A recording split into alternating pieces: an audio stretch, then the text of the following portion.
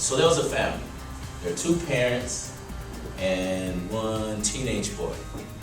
And they were coming back from an event, going home, and they got into a terrible car accident. Terrible car accident. And in that accident, everybody made it. Everybody made it out alive. But the boy lost his right arm in the accident.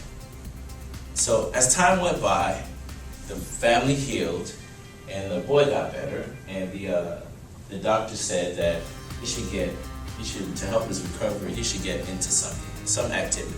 And the doctor asked him, "What do you want to get involved with?" And he was like, "Well, I always wanted to do martial arts." And the doctor said, "Well, that's a great idea. It's going to help you in your recovery.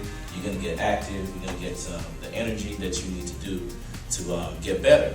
And his parents agreed, and they were excited. And so the next couple of days, they go to martial arts schools. They go to big ones, they go to small ones, and every one of them that he went to, they said they couldn't do anything with him. They said he couldn't do some of the things, and so he wasn't necessarily accepted. Finally, they found one, and in that one school, they said, "Well, yeah, we'll take him." And he goes to the school, but he doesn't really get to do the same exercises. He didn't really feel included, so he left that school. And so the family and the young man started getting discouraged, and they finally found one other martial arts school. It was a small school, and the instructor only had a couple students. So the family walked in with the young man and said, "Well, okay, we've got our young man, our young son here, and we want him to do martial arts." And the master's like, "Okay, sure, come back tomorrow." And they were really excited.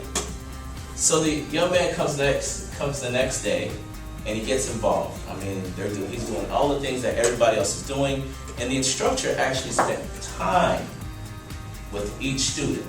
And when he got to that young man, he said, "We're going to work on one move. I'm going to show you the move, and you keep practicing that move." The young man was like, "Okay, I'll do that." So the master showed him the one move, and he practiced that move. He practiced that move every single day. Days, weeks, months go by, and the young man is still doing the same move. He starts to get frustrated, right? Because, you're in martial arts school, there's so many other moves. He starts telling his parents that, but during this time, the martial arts tournament was coming up. And the master was like, "I would love for the young man to enter the tournament." And his parents were like, "Oh, are you sure?" He's like, "No, trust me." So the young man enters the tournament. He's nervous, and he's like, "Master, why?" He's like, "You're fine."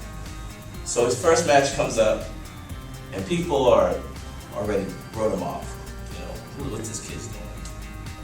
He's not going to make it. He's making a fool of himself.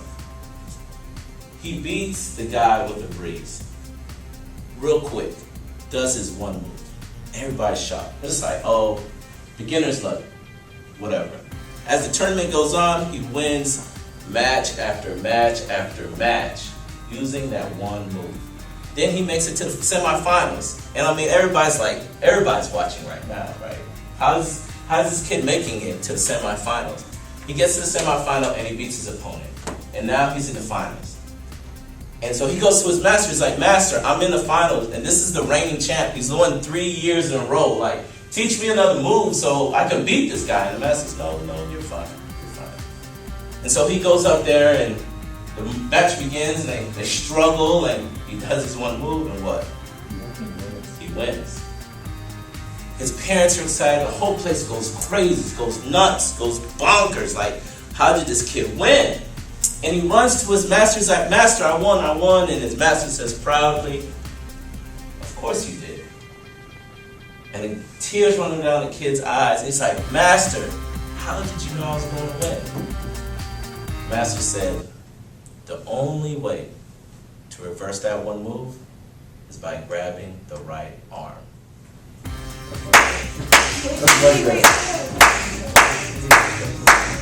There's no way you can beat it because he loves it right on. Yo. Somebody told me that story when I was in college. I didn't really get it. Then it clicked for me years later. And so for me, having learning disabilities, I always saw it as a weakness. I always saw it as something that I shunned myself. And being a black male and having learning disabilities, That's like a double negative. That's, for me, that's how I felt. But as I began to grow and learn my identities and starting to embrace it, that was my strength. I think and interact with the world differently as other people don't. And because in the work I do, I travel the world and help different companies and communities. It's my thing because I interact with the world differently. Think about those times where people wrote you off about those different identities. And think about that they may have written you off, but those identities make you who you are, and it is your strength.